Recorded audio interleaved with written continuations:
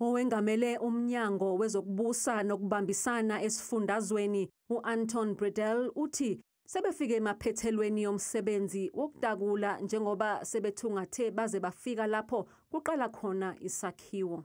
No, the search and rescue is completed. I was very pleased this morning to report to the Premier and also thank you to the Premier for his leadership during this event or disaster. We've unfortunately, as you know, 33 fatalities, 29 people still in hospital or alive, so 10 of those are still in hospital. The search and rescue teams have done brilliant work. They've rescued 34 people.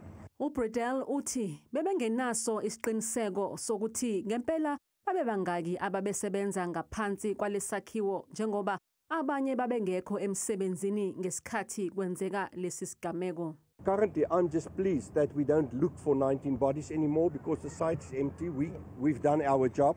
So it's actually good news that we've got the figure wrong of 81. So we stand at 62 people, still heartbreaking. Kusaqhubeka ukuhlonzwa kwezidumbu kulesi sigameko njengoba nomengameli ethembise ukulekelelwa kwemindeni ngokubuyiselwa kwezidumbu emazweni abo.